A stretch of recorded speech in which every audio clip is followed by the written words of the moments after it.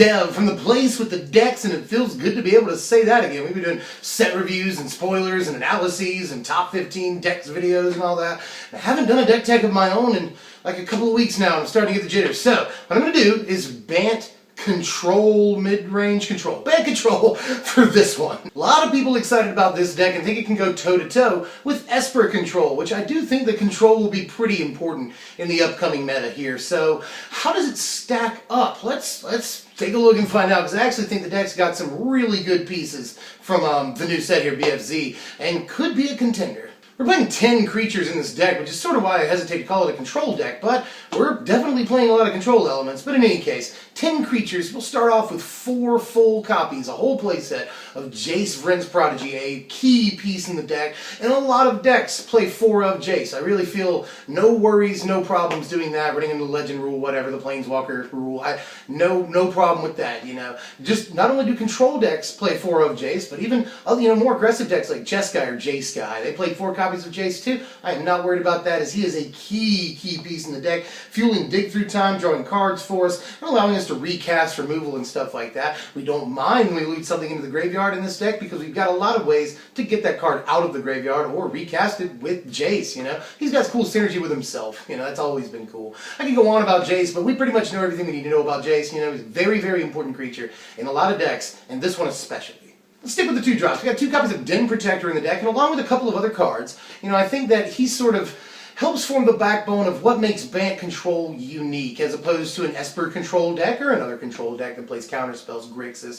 You know, the reason that this deck is unique is that it can get its removal back, it can get its Counterspells back with Den Protector, Jace, and other cards. You'll see. Jace obviously doesn't help you recast Counterspells, but, you know, can help you recast removal. That's very important, you know, especially some of this stuff at the top end we're playing. But Den Protector helps us get anything, creatures included, even Planeswalkers, that end up in our graveyard through looting with Jace, through Kiora's ability, we are playing Kiora, or just through dying, you know, or being discarded, which may be a thing, we'll have to see. Duress is probably still a card in this format, especially now, and Despise for that matter. So, helps us get everything back, and is awesome. Like, this really increases our long game, our versatility. Resiliency is an important stat for control decks, you know. How well can you turn the corner, and how well can you hold the game? And Den Protector, along with Jace, allowing you to recast things, really helps you hold the line and get the most mileage out of your removal spells. And Den Protector's been really good. We're also playing 2 copies of Nissa in this deck. She's not incredibly important to play, but does end up giving us card advantage when she flips. Is a form of inevitability. If we can just create the 4/4, no matter how many times they kill it, that's pretty important. One thing that people don't really talk about is once you've got the 4/4 out, you're free to just +1 Nissa all the time, which leads to faster ultimates, which is really good, and the ability to get the 4/4 back if they're able to take care of it. That's awesome. You know, if we can end hostilities or something while this is on the board, it doesn't matter if we kill a 4/4, she's already made, we just make another one. And that's what I mean by the inevitability factor, you know. If we can just be a control deck and keep things off the board, then being able to just make a 4/4 is really good. And while we're playing control and trying to get where we need to be in the game, that basically free card advantage ability of hers is awesome while we're getting there. So Nissa, there's a lot of reasons to play her too, notwithstanding the fact that she thins our deck of a land and helps us get that land drop. Always very important for control. And it's cool that she thins our deck a little bit, allowing us to draw removal and card advantage and creatures and stuff that we need to draw. 1 copy of Dragonlord Ojutai, one of our win conditions. Now, any of our creatures, except for Jace, can be win conditions in and of themselves. Actually, Jace can even be if you get his ultimate off, but that's neither here nor there. We're talking about like straight up, you know, reliable win conditions, which Ojutai is definitely one. You know, we have a lot of ways of drawing cards, you know, and getting cards back from the graveyard if they happen to go there. So I feel okay playing just the 1 copy of Dragonlord Ojutai, and it guarantees that we won't run into the Legend rule. So that's good, you know. He's a really solid finisher and a strong creature just to contend with when he's on the board. Obviously dies to Languish and a host of other removal spells, but I think he actually gets a little bit better in this format where we lose Hero's Downfall as an instant speed option. You know, you have to ruin his path this on your turn, which makes Ojutai a little bit stronger, so I'm going to at least play the 1 copy. Weirdest card in the deck, probably. I'm just looking through, yeah. Probably the weirdest card in the deck. One copy of Green Warden of Mirasana, hear me out. Really good late game because we're always going to, this late in the game, get a relevant thing back. Just every single time, guaranteed. Unless, we've dealt something away for dig through time or something like that. That doesn't happen as often as you might think. We can usually cast Green Warden before we might dig. And we can, if we've already cast dig, we can at least get the dig back with Green Warden, which is super relevant in and of itself. But another cool thing with this is that with Den Protector around, you can always, cast Den Protector. If this is in your graveyard, get it back, and there are ways it can go to the graveyard. Many different ways actually in this deck because we're looting. Of course, we got Kiora's ability. I've mentioned that before. But in any case, we can get this out of our graveyard first, cast a huge body, and then get the same effect we would have gotten off Den Protector. Obviously, we can exile this and get a Den Protector back, which is also good.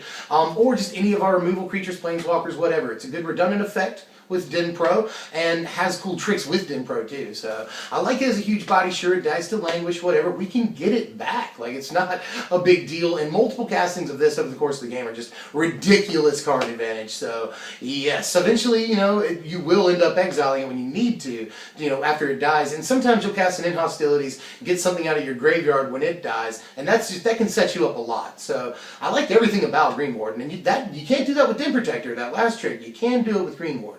One more thing before I move on, just another boost for Green Warden, is we're not actually sure how many cards are going to go into exile in the new standard, but it's worth at least saying that we're probably going to be putting more cards into exile in the new standard with all these Eldrazi and the stuff that they do, So when things go into exile in BFC standard, they might not necessarily stay exiled, so there is that to consider. We're playing 3 different Planeswalkers in the deck, and we're playing 4 total Planeswalkers, because we're playing 2 copies of Gideon, ally of Zendikar, probably the best card in all of BFC, and this really gives this deck a needed bump. Elspeth was really, really high up on the curve, and I know I just talked about a 6-mana card being awesome a second ago, but Elspeth was really good for Bant. It did all the things that Bant needed it to do. But this gives you free creatures, just like Elspeth did. It gives you a huge 5/5, which a control deck wants really bad. The thing is, you can either put a free creature out every turn, that's inevitability, or if you've got the game well in hand as a control deck, you can just, swing for a quarter of their starting life total every turn, which is awesome too.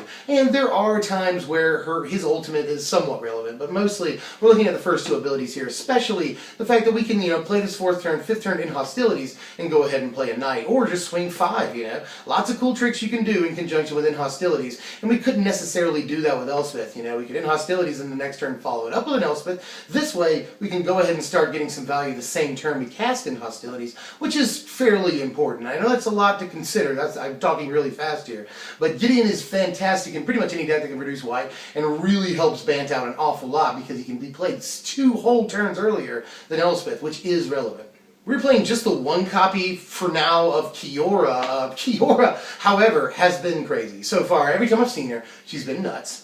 So I'm thinking about upping it to 2 copies. I really wasn't sure how relevant she would be in this deck, but not bad at all. She can, of course, untap your Jace with her +1 ability. If we've awakened the land with, say, Scatter to the Winds, then she can untap the land. That's cool. We're playing, obviously the blue-green man land in this deck. She can untap that. That's not bad either. She can, she's card selection. She can get us up to 2 cards with that second ability there, and we don't, again, care that much about dumping stuff in our graveyard. We got Jace, we got Den Protector, we got Green Warden. We dump stuff in our graveyard, we'll be totally fine. We'll be seeing it again. So we're not that worried about dumping stuff in with her second ability in case. In fact, we're going to be strategically putting stuff into the graveyard 90% of the time with her second ability.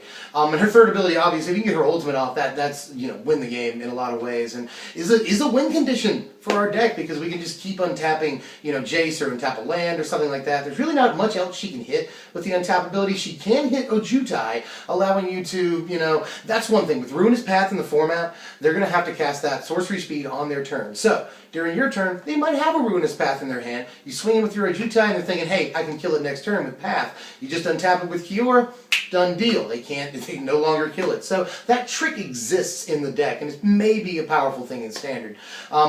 Anyway, I just want to point that out. Kiora's abilities are a little bit better than they appeared to me at first glance in a deck like this, and I think Bant really does want her at least as a one-of. maybe a 2 of. I can actually see it. She's done nothing but good, and I've never not wanted to see her. So Kiora is awesome. And we're playing 1 copy of Ugin the Spirit Dragon just because I think, we're a control deck. We'll be generating that much mana. We're playing an awful lot of lands in the deck. We will probably get to that point of the game, or at least that's our whole game plan, is to get to the point of the game where we can have this much mana and just take control of the game. So, I think that we can cast Ugin, and this is a control deck, so I at least want to try and play Ugin. I've seen him a couple of times in testing. He's still Ugin. I haven't been able to test much against Eldrazi stuff, so that's what people are saying, that he's just not as good in a format with Eldrazi, and he just doesn't have the reach that he has, in the older format. He still does everything a control deck wants him to do, and he'll still take out, 95% of the creatures in the format with his second ability, so I'm still playing Ugin. On to the spells. There are 19 of these. We're playing 2. I'm just going to go ahead and start with the Counterspells, by the way, because we're playing 6 total Counterspells. Really 8 technically, but anyway, we'll get to that. We're playing 2 copies of Clash of Wills, which I deign to say may be the best counterspell in the format right now, especially considering that the format just got a little bit bigger. We're going to be waiting. Clash of Wills may have just gotten a whole other turn or 2 of relevance in the format, which is super awesome. Like, it's still relevant into the 7th, 8th turn if the format goes the way some people are thinking it's going. Not just with the Eldrazi, but sort of the red-green ramp deck and other decks like that. So this could be a very, very formidable card. Something that decks have to really worry about. They already do. But in a format that's a little bit bigger, this card is even better, and it's still serviceable on the first few turns against aggro decks and stuff. There are bound to be decks that want to go underneath bigger decks. So Clash of Wills relevant now at all stages of the game, and is maybe the best counterspell in Standard. Let's play 2. 1 copy of Disdainful Stroke, which I feel like also got a bump in relevance, again, with how big the format may be getting. Again, that remains to be seen, but just the way it looks, the format's getting at least a turn slower, although some people have argued, we can play 1-drops now because we don't have temples anymore and stuff like that, but I just think overall the format shifts by a turn or so. Yes, we got Languish, yes, we can play 1-drops, but I'm just still not totally seeing it, I think there are fast decks in the format, don't get me wrong, but I think the format may be ruled by decks that are at least a little bit slower, especially in the early combat department. But, again, remains to be seen. But a card like this gets a little bit better when we're casting bigger spells. I don't think that's disputable. 3 copies of Scatter the Winds, and it is really good. We played with it a little bit now, and I liked it before. I thought it was okay. I didn't think it was a very good substitute for Dissolve, and I'm still not totally sure. But it does feel really good when you get that sort of 2-for-1 late in the game, and it does, again, work with Kiora for what it's worth. It's a little bit of synergy, so it's worth bringing up. But mostly, this feels good in the mirror, which again, I think Control might be a really important archetype coming up in this format. Dissolve was a little bit better in the early game, allowing you to set up for, your mass removal, draw into Languish more easily, get into your smaller removal spells and stuff, set up your next turn. Really good in turns, 3 through 6 Dissolve was, but this becomes fantastic a little bit later in the game. If we can keep bigger creatures off the board and get our own creature, that is just fine. Here's the removal we're playing. We're playing 2 copies of Valorous Stance in the deck. Not only does it protect our Ojutai, Jace when he's a creature, and other stuff, Green Warden, Nissa, while we're waiting to flip her. It also kills big guys, which, we're still going to at least see Siege Run in the format. I think Abzan is still, for the next, 6 months, still, probably the best deck in the format. So, we really need to kill the Rhino, all things considered. And we need to kill these huge guys. So I don't see any reason not to play Valorous Stance, and it, too, may get slightly better. We'll have to wait and see, but I think Valorous Stance is at least just as good as it's always been. We're playing 3 copies of Stasis Snare in the deck, which it kind of sucks we can't recast with Jace. That's a bit of a pain, but we can get it back with Den Pro and with Green Warden. So there's that too. If they manage to remove it, it's really hard to remove this game 1 against a lot of decks. So Stasis Snare is just an all-star card. I think it's maybe better than Ruinous Path, although Ruinous Path does kill the Planeswalkers and has Awaken, sure. And Planeswalkers are going to be very, very important in this standard, so Ruinous Path is probably on the level. But this basically having instant speed is just absolutely crazy. Oblivion Ring and Vanishing Light people have always wanted something like this. We finally got it. I think the card is just ridiculously good. One of, if not the, but at least one of the top 2 or 3 removal pieces in the entire format, and helps make Bant a thing. Like, this really goes a long way to Bant Control actually being a competitive deck. And Blue-White Control. 3 copies overall of mass removal in the deck, an important, element in any control deck. We're playing 2 in hostilities and 1 copy of Tragic Arrogance, which I think is still an important card in this format. Just being able to pick and choose what they keep and what we keep is always going to be super powerful, and I'd like to, especially this is good to recast with Jace. Both of them are, Again, if we have a Gideon and a Planeswalker Jace out and we're able to, recast in hostilities with Jace's neg 3, we can take control of the game in a snap. It takes no time. That's a very powerful thing to be able to do, So, just all in all, in hostilities is a little better, I think, when the format, again, gets slightly slower, although I do think we'll still reach a point where we're forced to play in hostilities whether we like it or not, which is, a lot of control decks have to play it on the turn that they can play it, which I think we're still in that same position, even though we are playing some dudes, But in any case, we have to play mass removal, I guess, is what I'm getting at. And again, super good to not only recast with Jace, but to get back with the Den Protector, Green Warden, whatever you want to do. Let's finish off the main deck here. We're playing I got them in the other category, but these are some of the more important cards in the deck. We're playing 2 copies of Ojutai's Command, which is a little less relevant than it is in, say, the Jeskai deck, because, we don't have to try to get Soulfire back with this, but we are getting Jace back with this, with that first ability, so that's important. And the other abilities are all just really good in a control deck. This is our Counterspells 7 and 8 right here. We can counter creature spells, which is super important in this format, especially later on in the game. 4 mana to counter a creature spell isn't as bad as it sounds. I'm not saying play Bone to Ash or anything, but it's not as bad as it sounds later on in the game. And against aggressive decks, we can obviously reset. And draw a card is always desirable. So everything about Ojutai's Command, I want to play in a Bant deck. It's tailor-made for this. And 3 at least copies of Dig Through Time in the deck. I'd really like to play 4, but the deck is sort of jammed full right now. I guess maybe we could cut Ugin loose, but he functions as another win condition, which we're a little slim on. So I don't know about doing that. Now, obviously, Dig Through Time maybe got a little bit better in this format. At the beginning of Cons Block, I want to say this before I move on. At the beginning of Cons Block, we're still developing the format. We didn't know exactly, how fast or slow the format was going to be. We knew Siege Rhino was important. We knew Abzan was important, but Mono Red Aggro didn't exist yet. The format was nowhere near as fast as it would ultimately become, and that's why Dig Through Time was a premier player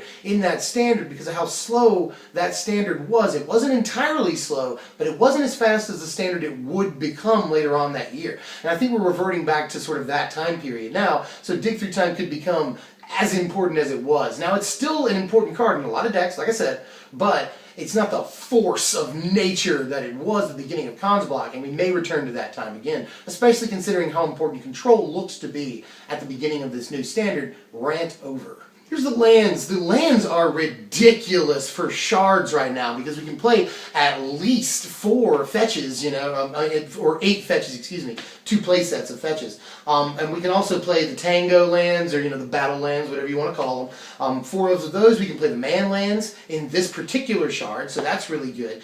We've got Yavimaya Coast, and I think that people are talking about this land base, but I think a lot of players don't understand yet how insane the mana is in this standard. So we can feel pretty comfortable playing, double green, double white, double blue throughout the whole spectrum. We're only playing 1 card with double green, but we're so comfortable that we can actually include a colorless land in Blighted Cataract and be totally fine. So yeah, the mana is insane. I just wanted to make that point. Here's the sideboard. This is where Narset is. I know some people were probably like, where's Narset in this main deck? She didn't work as well as I wanted her to in the main deck. She was a one-of. Every time I saw her, I was kind of like, meh. Just didn't want to see her that often. She's decent in the control mirror, which I've already stated is pretty important, but it's not like she can rebound counterspells or anything, but she can help us dig for counterspells in sort of the counter war, or she can help us dig for removal against their win con, things like that. But we're playing an awful lot of creatures in the deck to justify Narset being like really, really good.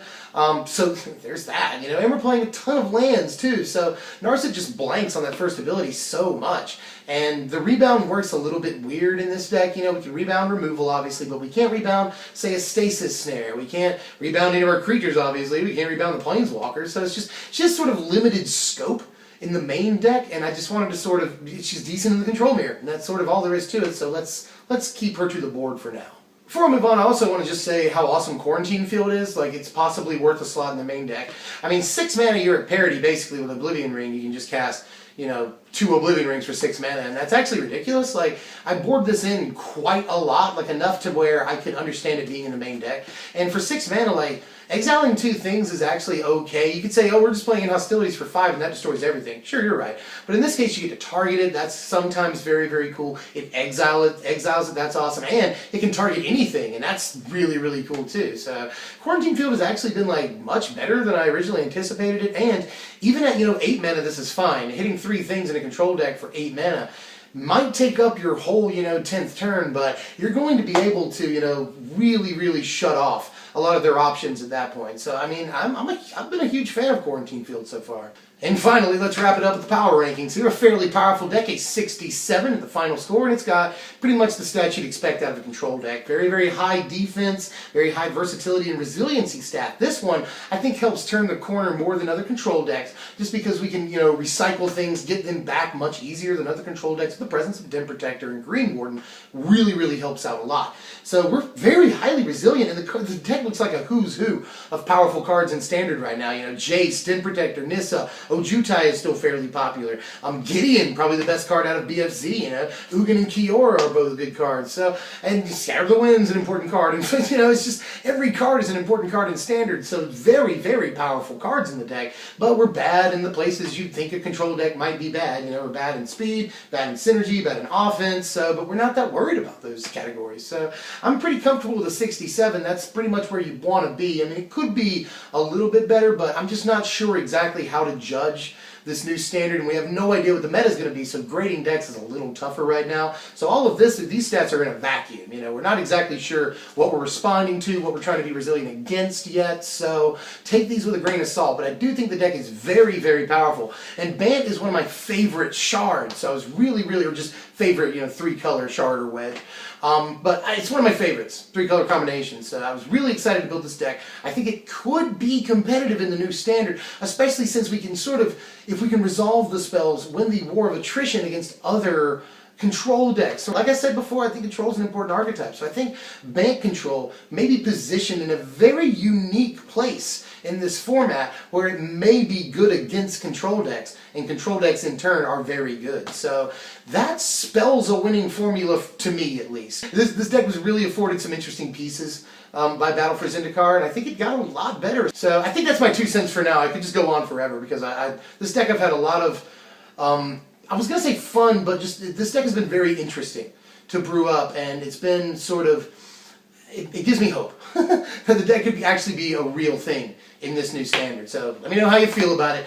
I'm Deb from MTG. If you enjoyed the content, like, share, comment, subscribe, do all the things. If you haven't done that yet, subscribe. And I really want to hear how you guys feel about this and what you guys want to see next. We just hit the top 15 upcoming deck techs. So much response to that, like 210 comments in just like a day. That's pretty insane for us at this stage in our development. So thank you for that. Got a lot of feedback, and I always appreciate that. And I want to keep hearing your feedback. Probably going to do something budget next for the budget players like me in this format. I'm a dreamer, but I'm also a budget player. So I want to probably do either budget Eldrazi or maybe the Ingest Aggro budget deck. I think that might be good, or maybe budget white-black allies. So let me know how you feel, where on the spectrum you are. And I'll see you guys later, man. Thanks for watching, my wizards.